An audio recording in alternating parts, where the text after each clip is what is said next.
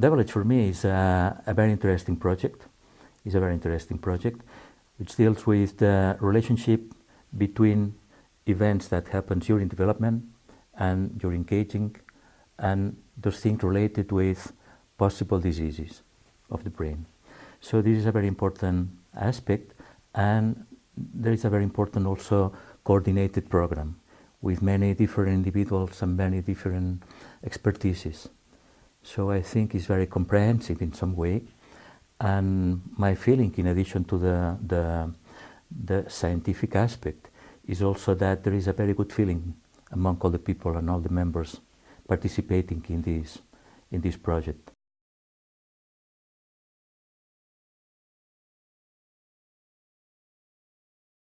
We are studying human neurodegenerative diseases, and human neurodegenerative diseases are human, so we need to study human brains. So animals don't have, for example, Parkinson's disease or many other neurodegenerative diseases which are common in humans. So we need to study these diseases in the human brain. So we need the generous donation of people who die from different causes. Of course, people who is dying from this particular disease, but also brains from apparently normal people. And these people die, then they are donors, and there we are studying their brains. And in their brains, what is important is that the majority of people from 65 onwards have lesions which are typical of Alzheimer's disease. That doesn't mean, yes, in normal population. So it represents about 80% of the population. So it's very important because we are not waiting for the appearance of dementia or for the appearance of cognitive impairment. What happens in a low percentage of cases, about 5%. But the vast majority of people at this age have lesions which are typical of Alzheimer's disease.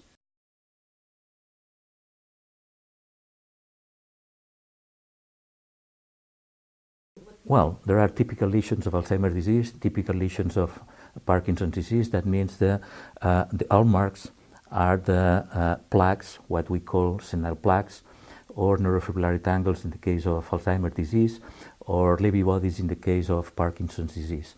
So there are several hallmarks. What is important is not all the brain is invaded in some way by this kind of abnormalities, these morphologic abnormalities, but just they are represented in some particular regions, in the initial regions. So in very small amounts in particular and selected regions. And then the disease on the process, the degenerative process, progresses through the brain. But at the very beginning, there are small parts of the brain which are affected, but others are not affected at all.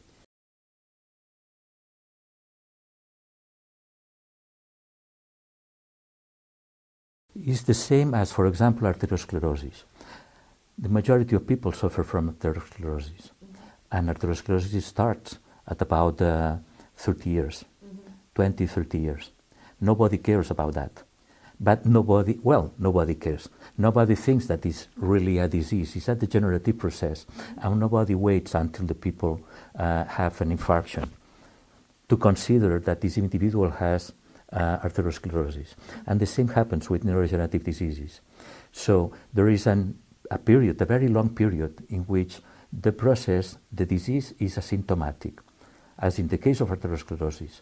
So the major part of our lifespan, we have arteriosclerosis, but we doesn't feel anything.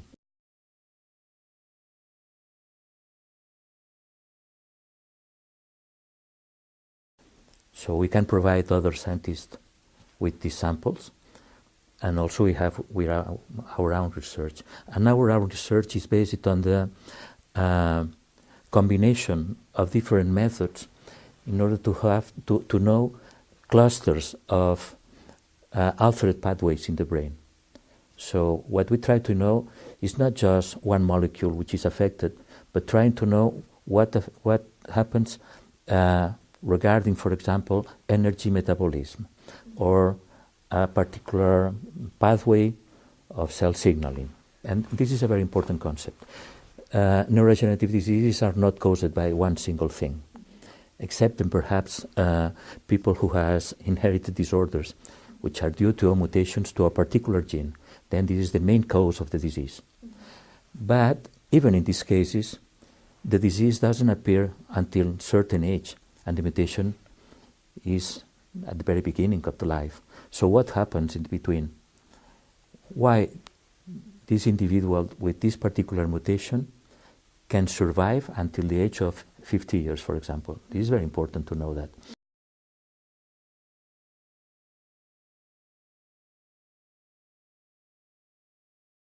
No, and this is a very important point. So the majority of people, as I said, for example, has early changes of Alzheimer's disease, stages 1 or 2. But just a minority of these people then evolves to dementia, to the clinical aspects of dementia. So when we are talking about Alzheimer, everybody is thinking about dementia and cognitive impairment. But the majority of people with Alzheimer's disease changes have not the disease in medical terms. So here is the problem to consider: the degenerative process Alzheimer and Alzheimer as a disease. The disease is when certain symptoms appear in a certain individual.